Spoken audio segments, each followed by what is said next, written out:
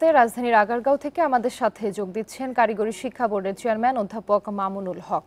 অধ্যাপক মামুনুল হক, আপনাকে স্বাগত আমাদের সাথে যুক্ত হবার জন্য। যে বিষয়টি আমরা প্রায়ই দেখে থাকি যে বাংলাদেশ থেকে প্রতি বছরই হাজার হাজার মানুষ বিদেশে কাজ করতে যাচ্ছেন, যাদের বেশিরভাগই যাচ্ছেন অদক্ষ কাজ করতে, কিন্তু আমরা দক্ষ জনবল তৈরি করতে পারছি না কেন?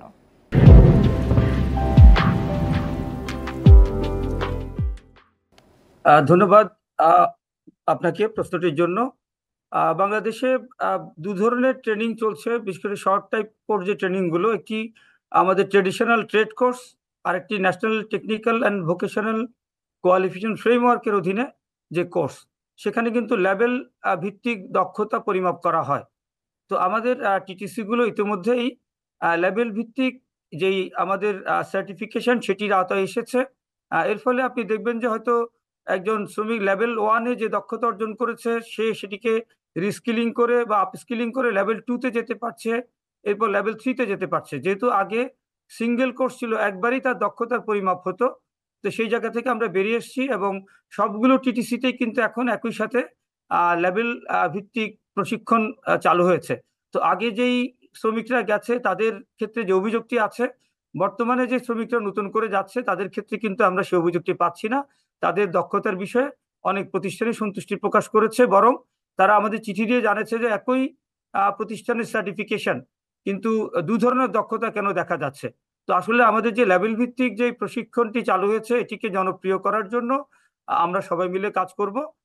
আমরা প্রবাসী কল্যাণ মন্ত্রণালয়ের সাথে খুব ঘনিষ্ঠভাবে কাজ করছি। আমরা যদি এই জিনিসটিকে ব্যাপক আকারে মিডিয়ার মাধ্যমে প্রচারে নিয়ে আসতে পারি, তাহলে জনগণ লেভেল ভিত্তিক যেই সার্টিফিকেশন সেটির আওতায় আসবে, তখনই সমস্যাটি সমাধান হয়ে যাবে।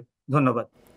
জি মামুনুল হক, বর্তমানে আসলে আধুনিকায়নের যুগ, তো আগামী কয়েক বছরের মধ্যে আর্টিফিশিয়াল ইন্টেলিজেন্স বা এআই সহ অত্যাধুনিক প্রযুক্তি ব্যবহার বাড়বে। সেক্ষেত্রে পরিস্থিতিতে টিকে থাকতে জনবলকে আমরা কতটুকু তৈরি করতে পারছি? আর্টিফিশিয়াল ইন্টেলিজেন্স যখন আসবে, তখন কিন্তু কিছু অকুপেশনের বিলুপ্তি ঘটবে, আবার কিছু নতুন অকুপেশন সৃষ্টি হবে। আমরা কিন্তু অকুপেশনের ম্যাপিং করছি এবং আমরা দেখেছি, এক্সাম্পল আপনি হয়তো প্রোডাকশন লাইনে যখন আমরা দেখি যে সেখানে আর্টিফিশিয়াল ইন্টেলিজেন্স ব্যবহারের কারণে, অটোমেশন আসার কারণে সেখানে হয়তো জনবলের প্রয়োজনীয়তা কমে যাচ্ছে। কিন্তু আবার সার্ভিস সেক্টর যে সেগুলো আহ, অতিরিক্ত প্রোডাকশন হচ্ছে, সেগুলো ভোক্তার দোরগোড়ায় পৌঁছে দেওয়ার জন্য কিন্তু আবার অনেকগুলো নতুন সার্ভিসে যুক্ত হচ্ছে। তো আমরা সার্ভিস ম্যাপিং করছি এবং আমরা আশা করছি এটিতে খুব বড় সমস্যা হবে না। হয়তো আমরা কিছু জায়গায় যারা এখনই যুক্ত আছেন তাদের রিস্কিলিং করতে হবে আমাদেরকে। আমরা সেরকম একটি পরিকল্পনা প্রণয়ন করছি। ধন্যবাদ।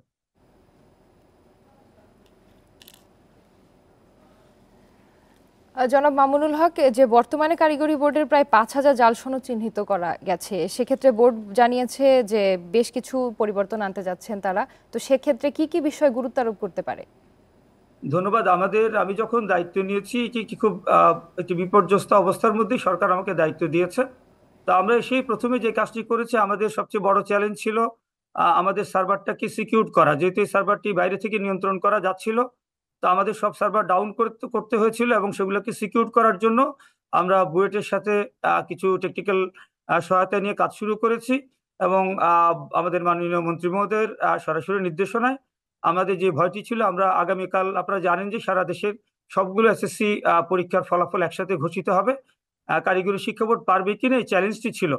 তো আমরা সবার সহায়তায় সেই চ্যালেঞ্জটি মোকাবেলা করেছি এবং আমরা আগামীকাল সবগুলো বোর্ডের রেজাল্টের সাথে আমাদের কারিগরি শিক্ষা বোর্ডও মাননীয় প্রধানমন্ত্রীর হাতে আমাদের এবছরের ফলাফল তুলে দেবে। এরপরেই আমরা আমাদের যারা জাল সনদ ধারী আমাদের সার্ভারে যাদের রেকর্ডগুলো আছে, এগুলো খুঁজে বের করার জন্য আমরা বুয়েটের সাথে একটি চুক্তি করেছি, তাদের কম্পিউটার বিভাগের সাথে।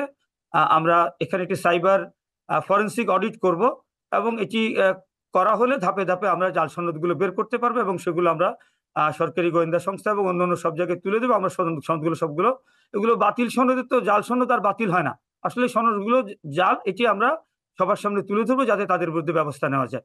ধন্যবাদ। অধ্যাপক মামুনুল হক, আপনাকে অসংখ্য ধন্যবাদ আমাদের সাথে যুক্ত হবার জন্য।